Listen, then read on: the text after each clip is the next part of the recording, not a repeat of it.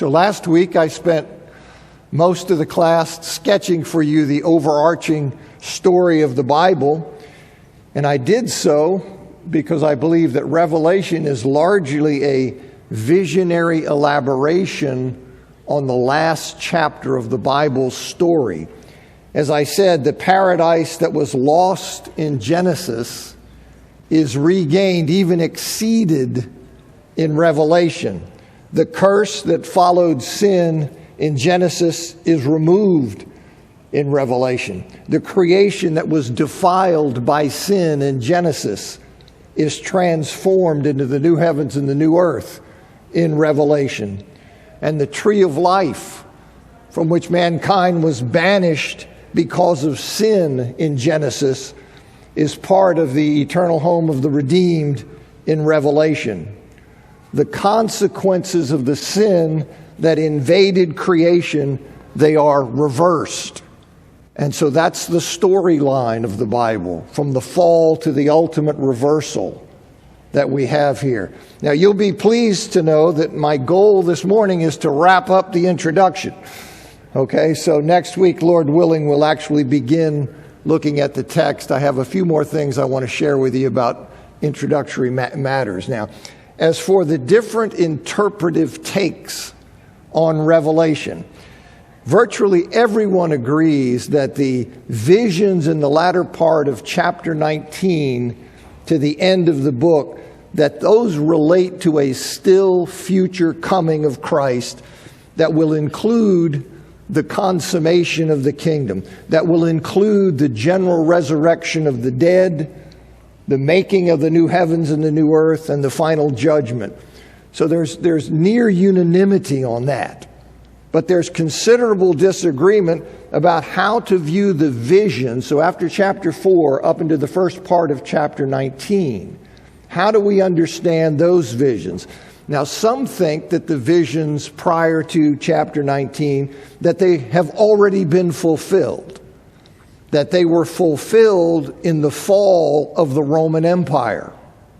Now, some would say also they were fulfilled in the fall of Jerusalem, but that's only available to the minority of people who believe that Revelation was written before AD 70. Most people, I'm among them, think that it's written in the mid-90s. So it's only available to those people, and I think there are some other issues with that. But those who think that it's fulfilled in the fall of the Roman Empire, or fulfilled in the past, if you want to include those who would think the fall of Jerusalem, they are called preterist, okay, just from the Latin word meaning past, that it's already happened. All right, now that's not to be confused with what is known as full or hyper preterists. Okay, those are the people who say, no, the fall of Jerusalem was the second coming of Christ. That's almost nobody. Okay, so it's to be distinguished from them, but the preterist view is that the visions from 4 to 19 have been fulfilled in the past, particularly in the fall of the Roman Empire. Now, some see John's visions prior to chapter 19 as a kind of historical roadmap, as a chronological unfolding of events from the first century on. In other words, the futurist view says, no, that this is basically an end time thing. These visions relate to the end time. Well, the historical take is, no, it's really a chronological unfolding of events from the first century. And there are very few people who hold to that take today. And then others see these visions as just as symbolic depictions that are designed to teach us generally about God's person and His ways in the world. In other words, they see them as teaching principles of spiritual war rather than things that symbolize actual events. They're just like, they're symbols of things, just general teachings about spiritual war that have principles that are at play throughout the church age, but they're not actually indicating or symbolizing any specific event. And that's known as the idealist approach. Okay, so you have preterist, you have historical, you have idealist, some call eclectic, where you mix, and there's always some mixing of these things. But others see these things, but as I already indicated, My take on Revelation, where I fit, is probably best described as a modified futurist view. Okay, I see John's visions as referring primarily to the last days of human history that are ended with the return of Christ in judgment. I say it's a modified futurist view because, unlike some other people, I believe that the events that are associated with the opening of the 5 seals of the scroll, I believe those things are a depiction of the birth pains that will characterize history from Christ's ascension until his return. So I throw in modified futurist, but I'm mainly a futurist who sees that these visions relate to the end time. And in taking that view, I just want to assure you that I'm in some good scholarly company when I see it as predominantly futurist. Now, I know some of you don't care about that, and you're even annoyed when I say it, okay? But I think it's important. Let me quote you just a few people who share that perspective, and that doesn't prove the perspective is true. I understand that, okay? I understand the Bible's the Word of God, and we don't care about men and all that, all right? But I've learned to respect the labors of scholars. And what it doesn't mean that it's true, but it does show you at least that what I'm going to share with you is a mainstream understanding. All right, that's what's important for you to see here. For example, D.A. Carson and Douglas Moo, in their introduction to the New Testament, they say, it is the futurist approach that comes closest to doing justice to the nature and purposes of Revelation. Revelation is about eschatology, about the end, not history. Kostenberger, Kellum, and Quarles, it's an introduction to the New Testament called The Cradle, the Cross, and the Crown. They say in modern times, the futurist position enjoys pride of place among most evangelical Christians. Okay, so that's where I am. So I'm saying, well, that's odd. No, I'm with most evangelical Christians in what I'm sharing with you. And they say, since the book itself explicitly claims to be about future events surrounding the return of Christ, the preference should be given to a form of the futurist approach. Craig Blomberg, in his commentary, says, but to the extent that all 3 of these views, preterism, historicism, and idealism that I just briefly sketched for you, to the extent that they typically deny a still future, more awful fulfillment of the judgments depicted throughout the book, or a discrete period of unparalleled tribulation ushering in the parousia, the return of Christ, we have to demur and adopt a primarily futurist perspective. And then lastly, Grant Osborne, in his commentary on Revelation, Osborne, he says, my study of apocalyptic and the book of Revelation has led me to believe that John's visions, 4-22, were primarily intended to describe the events that will end world history. That's what I think. Primarily describe events that will end world history. The saints in these chapters are believers alive in that final period, and the beast is the Antichrist who will lead the earth dwellers / unbelievers in a final pogrom. You see this period of persecution, a program of persecution against all the people of God.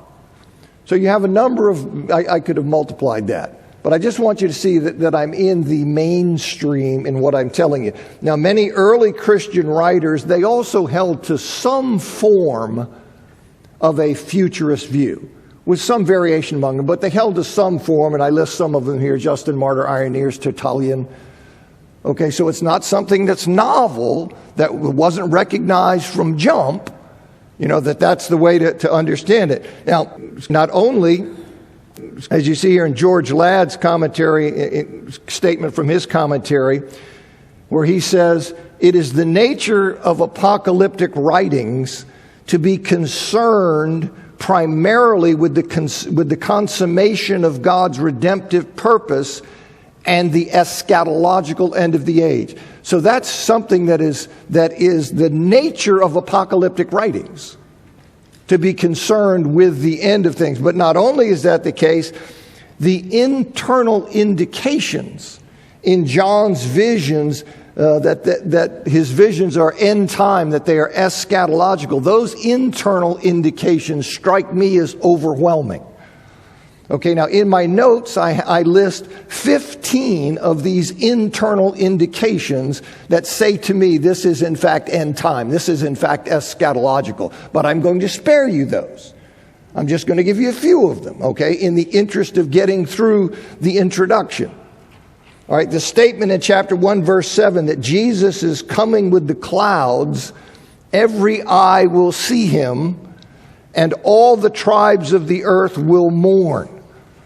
Okay, well, that matches the signs of Christ's return in glory that you see in Matthew chapter 24, verse 30. Which verse in Matthew 24, verse 30, the commentators overwhelmingly recognize is a reference to the parousia. Okay, well, this just tracks that. So that's showing that the focus is on the end, on the parousia.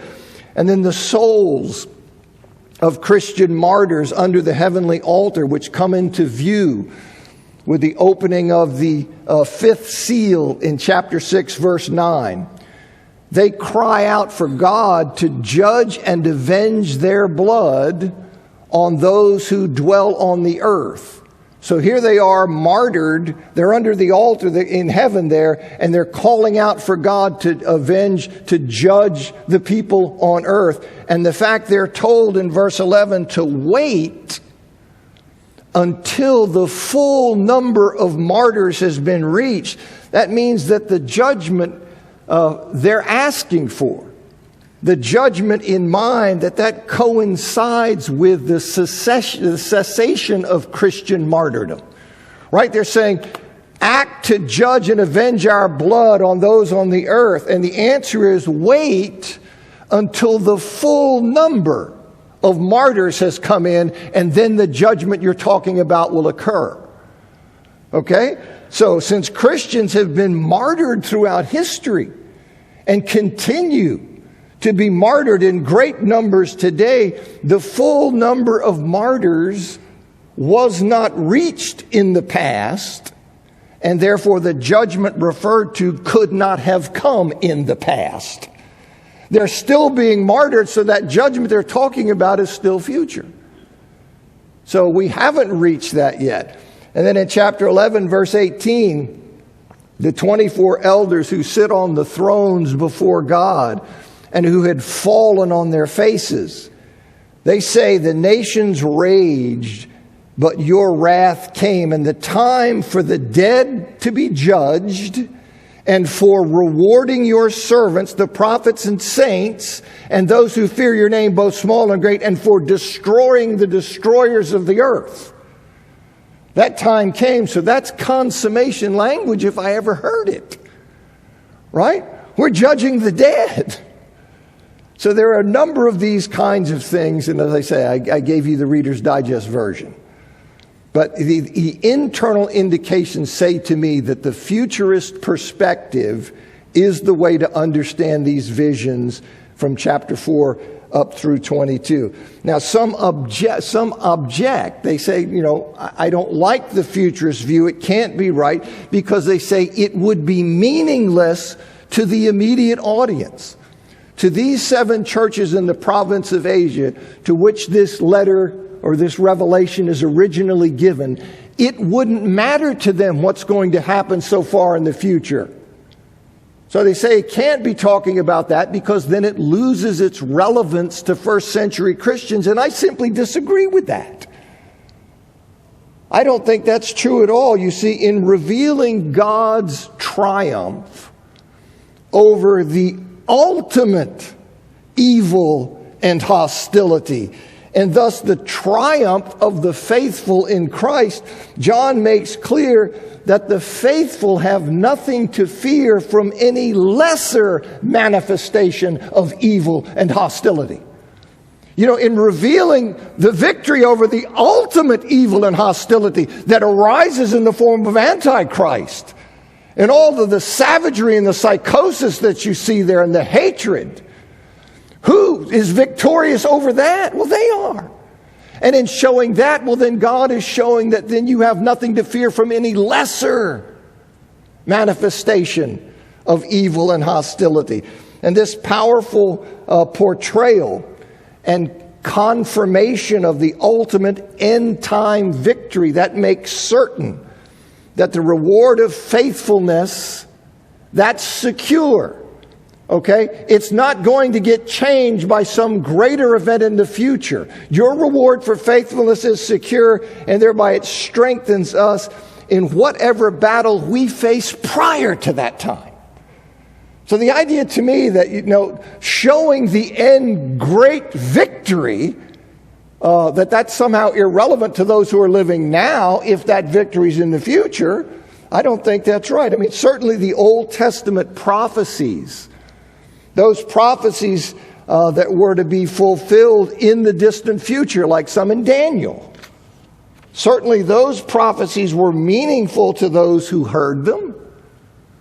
Right? In 2 Peter chapter 3, verse 10 to 13, it refers to the ultimate transformation of creation into the new heavens and new earth at the end of history.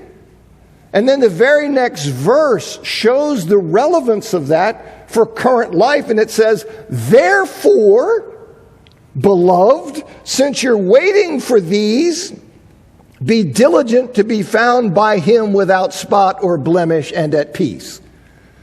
So clearly Peter recognizes that the vision of the end filters into my present devotion. So I just am not a fan of that criticism.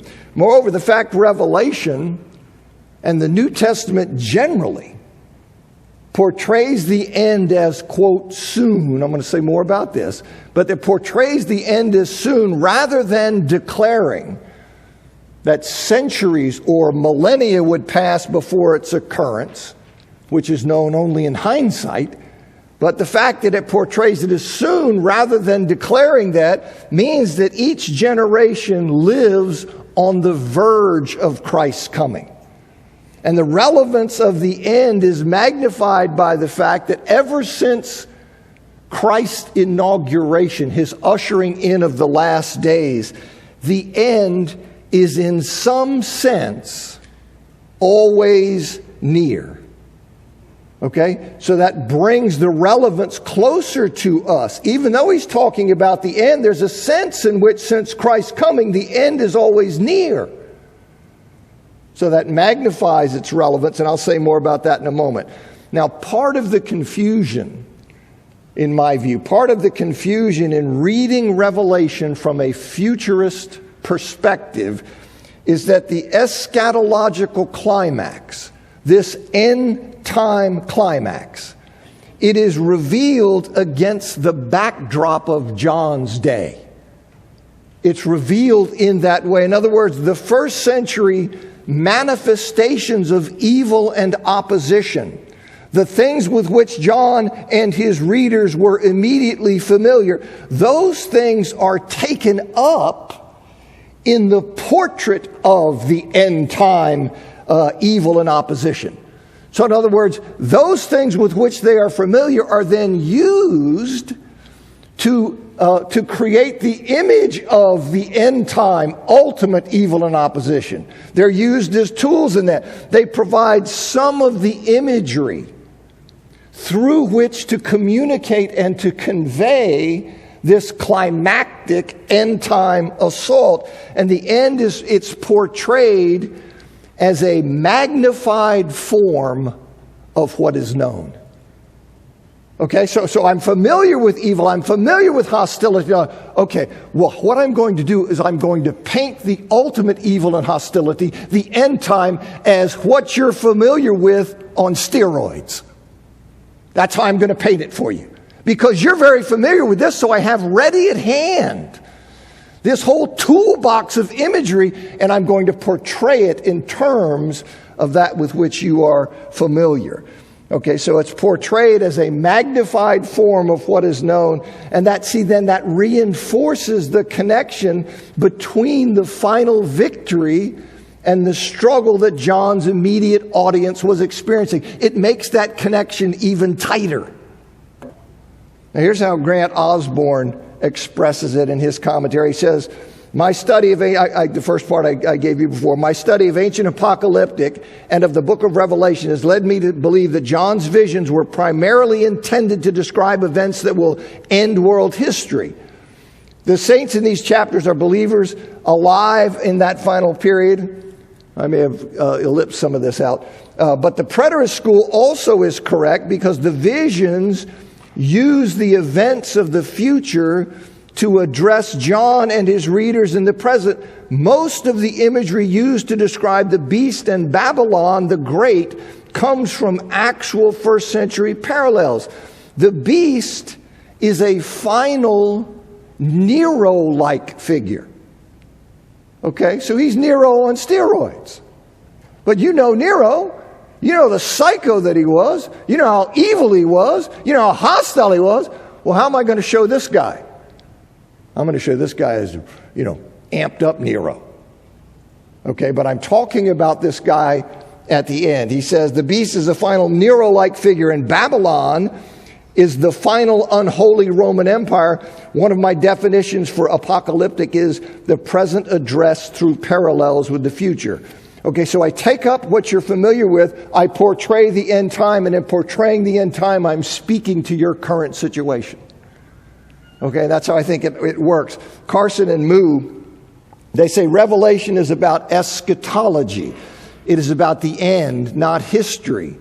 Nevertheless, the peculiar eschatological stance of the early church demands that we not ignore the degree to which John pictures this eschatological climax against the backdrop of events in his own day. It's likely, for instance, that John's depiction of the great prostitute, Babylon, that is doomed to fall in 18:1-4, has some reference to the Roman Empire of his own day, and that the terrible persecution described in Revelation would remind John's readers of their own oppression. Of course it would. So I'm going to use Rome to portray this ultimate end time thing.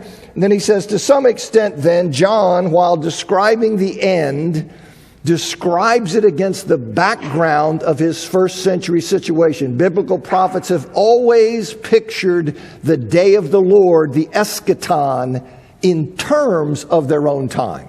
So even though they're talking about something distant future, they paint it in imagery with which you're familiar. That's how it happens. Now, some claim that the futurist approach is incompatible with the indications, the multiple indications in Revelation that the fulfillment of what he's talking about would be soon. And you have plenty of them, right? You have here in one that things must soon take place. Time is near, coming soon. Soon take place, coming soon. Time is near, coming soon, coming soon. Right? You definitely see this. And so you have people who say, look, there's no way you can say soon, soon, soon, soon. You tell me that it's 1900 years down the road. You know, what kind of stuff is that? Okay? So you see that's what people are doing. But these texts, they would also present difficulties, right? If you're going to take that understanding of soon, well, then you're also going to create a problem for the view that the prophecy was a preterist view that says, well, the prophecy has already been fulfilled in the fall of the Roman Empire. You say, okay, well, now the Roman Empire didn't fall until the 5th century, right? Middle of the 5th century. He's writing in 95, 96. So if soon can mean centuries, whatever principle you're using to say soon can mean centuries, well, that can be extended to a couple of millennia. Okay, so you have your own problem if you're going to take that kind of literal chronological sense of soon. The Roman Empire, as I say, it lasted for centuries, and in fact, the Roman Empire had changed in its attitude toward Christianity before it fell. Right, so it doesn't really fit the picture of what we're seeing of the empire that is judged in Revelation. Constantine became the emperor in 306. He converted to Christianity in 312. So as I say, if you're going to say that soon can mean several centuries, well, then the principle then would apply. Obviously, there's some kind of play here. Now, the many indications in the book that the fulfillment of these visions, that this is something eschatological, those are inconsistent with it being the fall of Rome. Okay, so that's not really helpful. Now, the soon statements, another thing I think to recognize is that the soon statements in chapter 22, which is most of them, right? Or at least half of them, those statements there, they are all after the clearly eschatological depictions in chapter 20, verse 11 through chapter 22, verse 6. Unquestionably, you have eschatology here. You have the consummation. You have the dead being judged. You have death being eliminated. And you have the new heavens and the new earth being brought into being.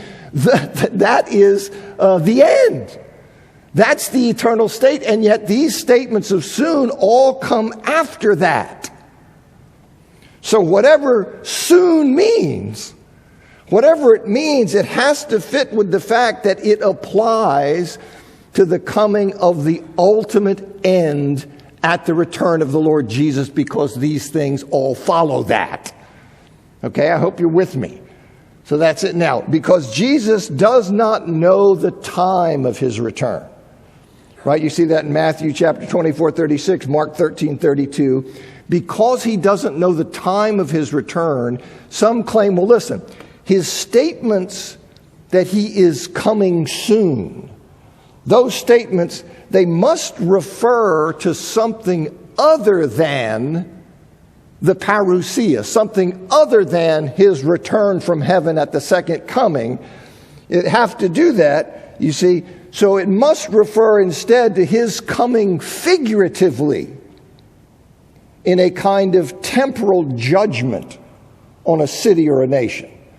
You see, because he doesn't know when he's coming, right? So he can't know. So that's the argument. The argument is, look, if one does not know when something will occur, then one cannot know that it will occur soon.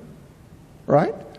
So they say, so obviously he's talking about something other than his return from heaven in the parousia, because he doesn't know when, and here he's saying he'll come soon, so he must be speaking of some kind of figurative coming in terms of his bringing a judgment upon a city or a nation within history. But it's precisely because, and I think that just misunderstands what's happening, it misses the sense, in my view, in which he says he's coming soon. It is precisely because Jesus does not know the time of his return, which implies that God is not going to reveal the time of his return in advance. It's precisely because he doesn't know the time of his return that this cannot be a statement of absolute timing. Rather, it's an indication of a perspective with which this event of uncertain timing is to be viewed. Okay, it means something like this. The time of my coming is uncertain. Or perhaps better, the time of my coming is undisclosed. So you are to live in the expectation that I am coming soon. Now, if you say, well, that seems like a kind of a long way to go, let me give you an example, okay, of what I'm talking about. It's like, let's say we had a city that must maintain levees, like New Orleans. Let's say there's a city that must maintain levees in functioning condition to prevent flooding of the city in the event of a catastrophic storm. Okay, so we've got a city, it's protected by levees. Those levees have to be maintained. If they're not maintained, a catastrophic storm comes, the city floods. Okay, so think of somebody saying to leaders of that city, the storm is coming soon. The storm is coming soon.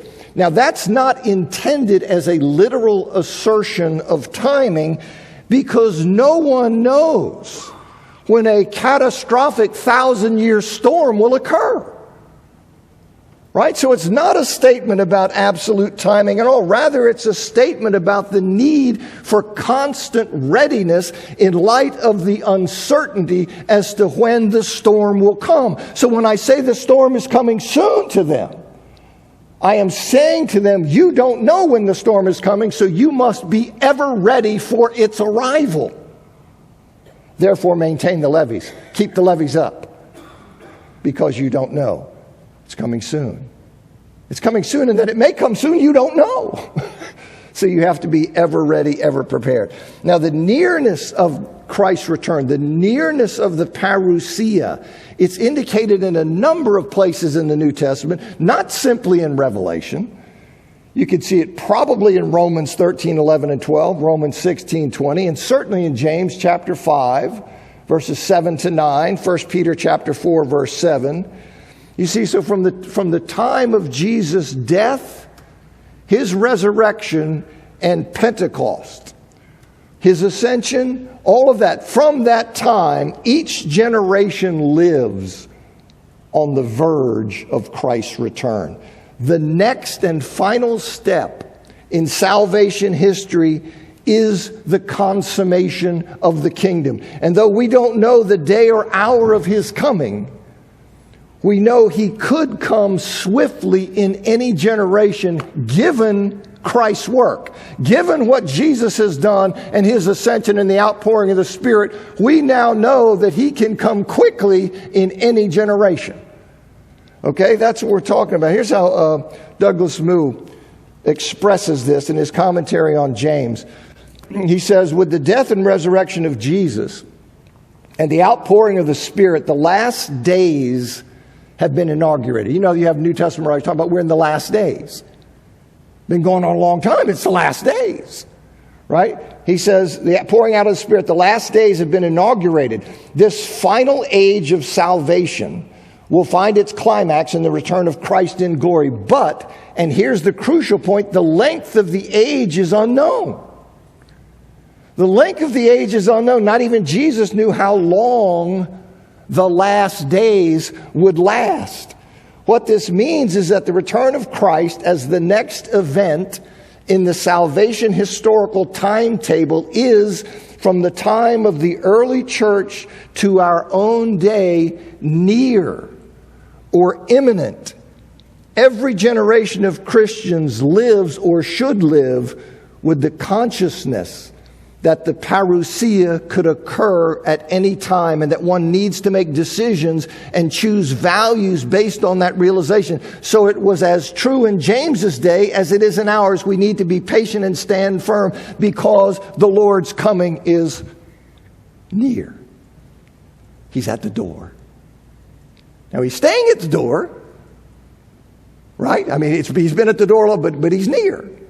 And that's the perspective. So in this sense, right, Christ's coming, his return in glory was soon in every generation, even though it still hasn't happened.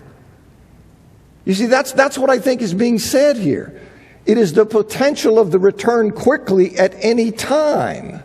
He's at the door. It's been soon. I have on a number of occasions, maybe even in this class already, used this quite poorly drawn diagram, but I write like an old man, and this was years ago, so now I wouldn't even attempt to draw this. It looked like I was being electrocuted. But here's this diagram, helps me to communicate the idea. It's from a 19th century pastor, a man named J.H. Newman. You see it cited sometimes in commentaries.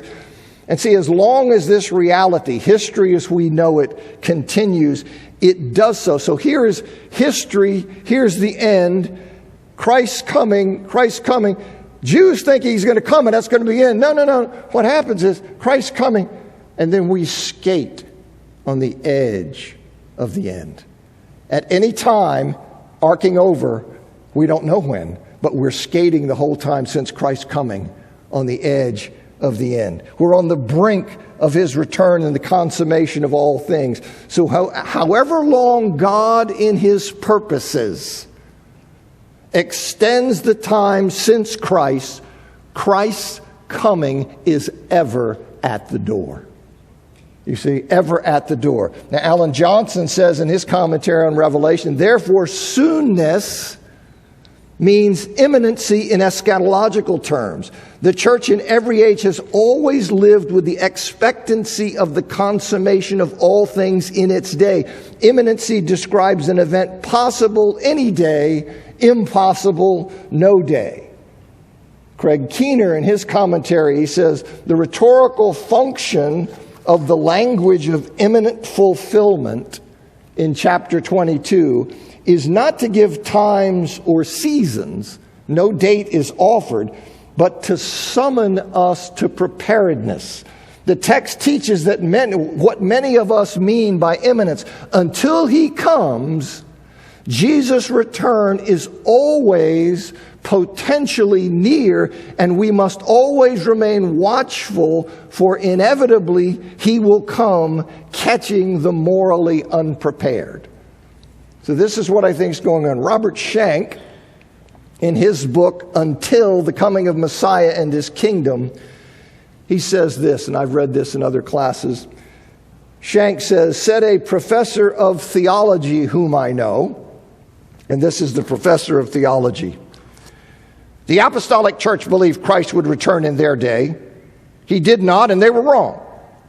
Other generations of the church believed that Christ would come in their day, but time proved them all wrong. If we expect Christ to return in our day, time will no doubt prove us wrong. And then Shank continues, not at all.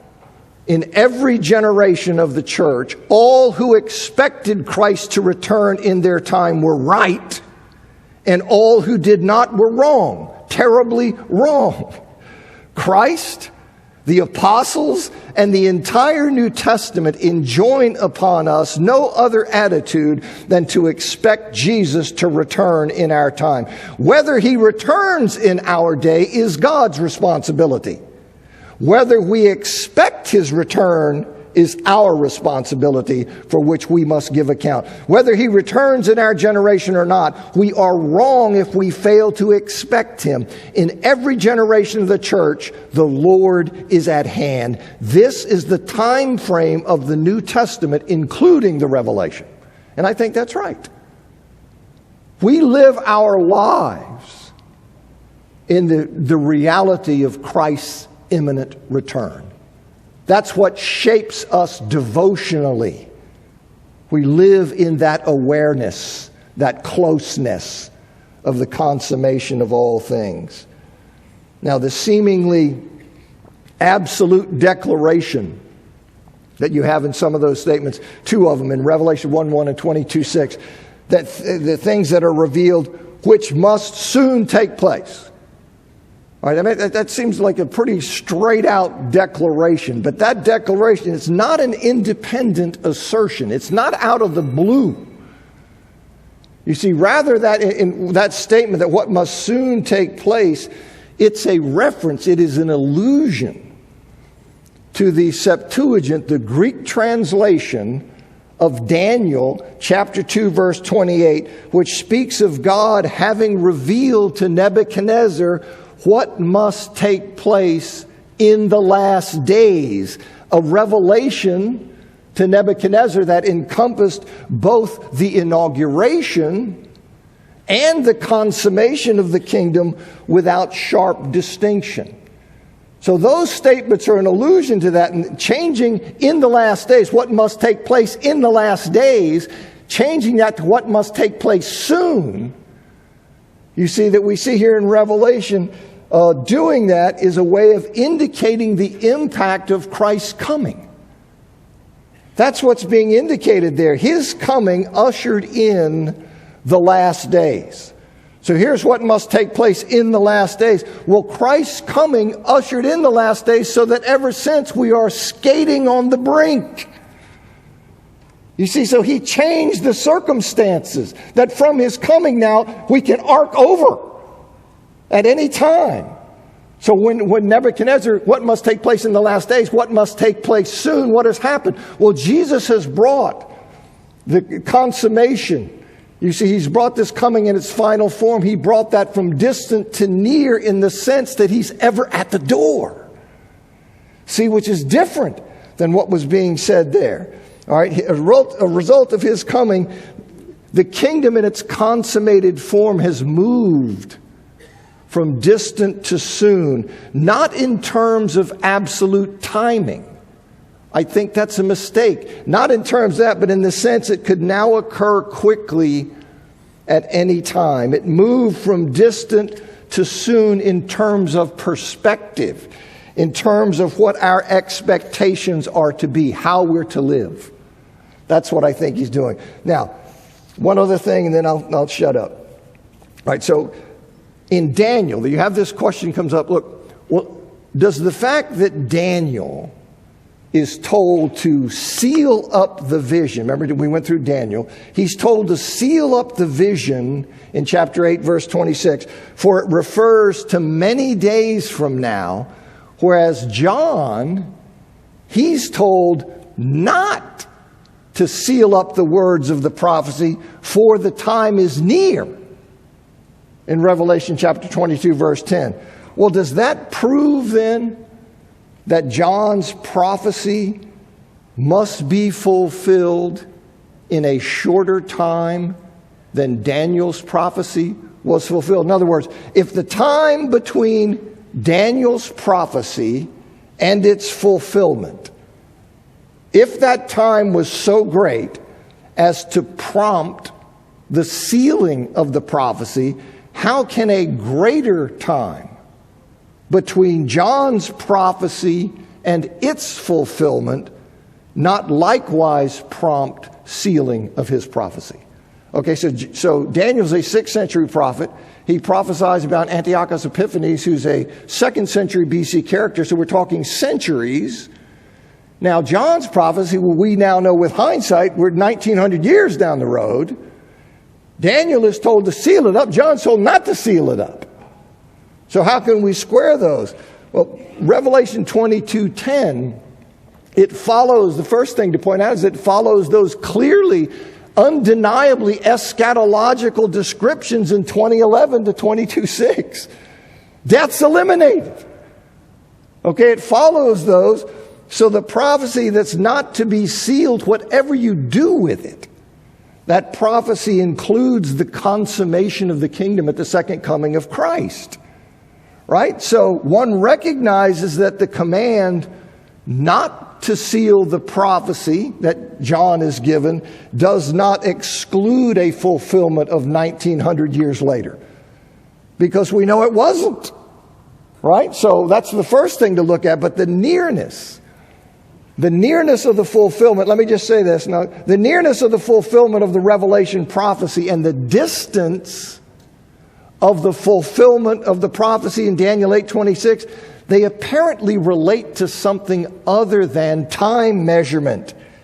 That is, in some sense, Christ's return was near, despite, as it turns out, being more than 1900 years away, and Antiochus Epiphanes' arrival was distant, despite only being centuries away. We say, well, how can that be? What is the term? And I believe Christ was near in the sense that I just labored to explain. He's ever at the door. You see, so that's what I think is being done. That's why I think it's consistent to say, even though Daniel's told to seal up his prophecy, which is going to be fulfilled in centuries, he's told not to seal it up because the time is near. Well, near in what sense? You see, it's near in this sense that I've been trying to get across to you, that it's near in his potential coming at any time. Over time, thanks for hanging in.